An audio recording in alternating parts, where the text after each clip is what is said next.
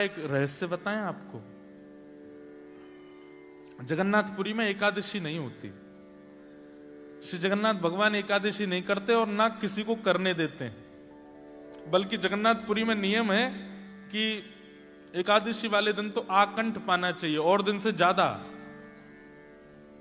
ये नियम है। अगर कोई व्यक्ति एकादशी का नियम पालन करता है जगन्नाथपुरी में, ठाकुर जी टेढ़ी टेढ़ी नजर से देखते हैं उसको। बोले दारी के बाहर जाके कर, यहां मत करे, यहां तो खूब खा चकाचक। अच्छा, उसके पीछे कारण, एकादशी पर अन्न नहीं पाया जाता और अन्न जो है वो मानव के द्वारा बनाया जाता है, मानव के द्वारा सिद्ध किया जाता है। पर जगन्नाथपुरी में जो प्रसाद है वो महाप्रसाद है और उसको लक्ष्मी मैया बनाती हैं। लक्ष्मी जी का हाथ स्पर्श होने के बाद वो अन्न नहीं रहता, वो प्रसाद हो जाता है। इसलिए प्रसाद से एकादशी नहीं टूटती है, इसलिए महाप्रसाद पाया जाता है।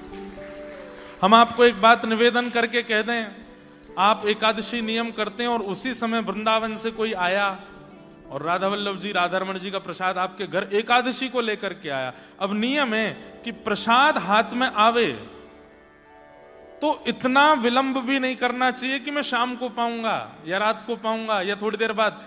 कहते हैं कि कोई कहे कि लीजिए वृंदावन से प्रसाद, तुरंत खोल करके, भले ही कैसा भी लगे, तुरंत ले, एक दाना तो रखे ही लीजिए मुख में। ये प्रसाद का नियम है। इसके पीछे कारण बताते हैं। बोले तुमने छोड़ दिया, 1 घंटा बाद पाएंगे, अगले आधे घंटे में मृत्यु हो गई तो, प्राण निकल गए तो। इसलिए प्रसाद जब आ जाए सामने, भले ही पेट भरा है, भले ही आप किसी अवस्था में, कुछ भी, कोई कह दे ये प्रसाद है, प्रसाद शब्द सुनते ही तुरंत एक तिनका ही सही लीजिए और तुरंत मुख में धर लीजिए। कई लोग ऐसा विचार करते हैं, एकादशी होती है, अन्न कैसे पावें, प्रसाद तो है लेकिन अन्न तो है, टूट जाएगा। पर नहीं, आप उसके प्रति अन्न बुद्धि नहीं रख सकते हो, वो प्रसाद है। और अगर उसके प्रति प्रसाद बुद्धि है तो प्रसाद से एकादशी नहीं टूटती।